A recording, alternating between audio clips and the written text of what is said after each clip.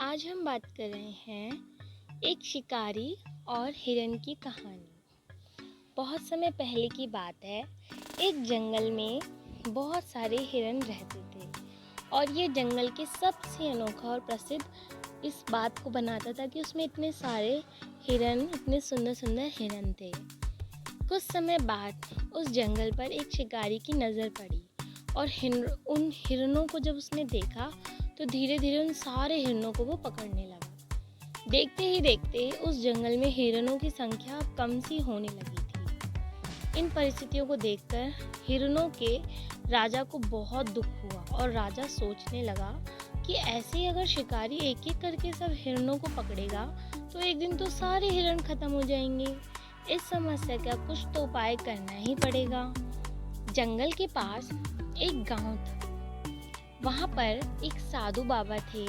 जो राजा उस साधु बाबा के पास जाने की सोचने लगा। तो जैसे ही राजा एक दिन साधु बाबा के पास गया तो उसको अपनी परेशानी उसने बताई कि ऐसे ऐसे हमारे जंगल में से शिकारी कोई आता है और हिरन को लेके चला जाता है। साधु बाबा ने उत्तर में कहा राजा को, यह आपने सभी साथियों को बोलने के लिए बोलिए कि शिकारी जंगल में आएगा और जाल डालेगा, मगर जाल में फंसना मत। राजा ने बात को जाके अपने सभी हिरनों को बताई कि शिकारी जंगल में आएगा और जाल डालेगा, लेकिन तुम जाल में फंसना मत। राजा ने सभी हिरनों को ये बात दोहराने के लिए एक बार बोला, शिकारी जंगल में आएगा और जाल डालेगा, मगर तुम जाल में फंसना मत। सभी हिरनों ने ये बात को सुना और दोहराने लग गए। सभी हिरन खाते पीते उसी बात को दोहराते रहते थे। शिकारी फिर से आया और ये सब होते हुए शिकारी ने देखा और चिंतित होने लगा। सभी हिरन एक ही बात को रोज दोहराते हुए देख के वह चिंतित होने लगा कि जाल नहीं डाल पाता था। वो चिंतित होने की वजह से कि ये इनको कैसे पता कि मैं आऊँगा और मैं जाल डालूंगा, इनको कैसे पता चल जाता है ये सब।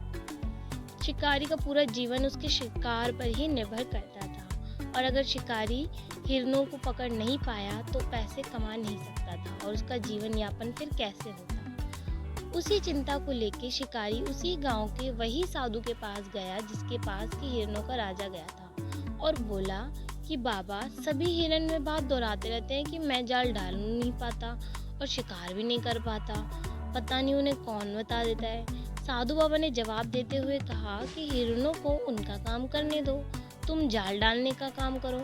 चिंतित मत हो, जिसका जो काम है वो वही काम करो। शिकारी ने साधु बाबा की बात मान ली और वह जंगल में चला गया। आपको क्या लगता है कि सब हिरन जाल में फंस गए होंगे या नहीं? तो आश्चर्य की बात ये है कि जो सारे हिरन थे ना, वो जाल में फंस गए थे। ऐसा होते देख शिकारी फिर से चिंतित हो गया और बोला फिर से साधु बाबा की ओर चलकर कि शिकारी ने जो साधु बाबा को बोला, सभी हिरणों को पता था कि मैं तो जाल डालूंगा, लेकिन फिर भी सारे हिरन क्यों फंस गए? और साधु बाबा ने मुस्कुराते हुए शिकारी को कहा, हिरणों ने मेरी बात को सिर्फ सुना और दोहराते रहे, परंतु कभी उसको अमल करने की कोशिश नहीं की। और तुमने मेरी बात को सिर्फ सुना और दोहराने के साथ साथ अपनी जिंदगी में उसको अमल भी किया।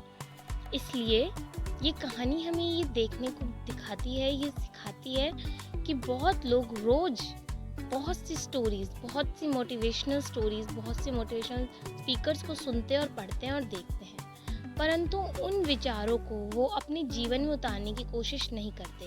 वे एक बार सुनकर और उसे इग्नोर कर देते हैं।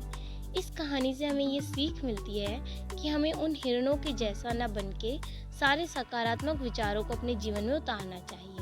जो भी हम मोटिवेशनल स्पीकर से या अपनी कोई अच्छी स्टोरी से या कुछ भी अच्छी बात कहीं से भी देखते हैं और सीखते हैं अपनी ज़िंदगी में, तो उस चीज़ को हमें अपनी ज़िंदगी में उतारना भी चाहिए।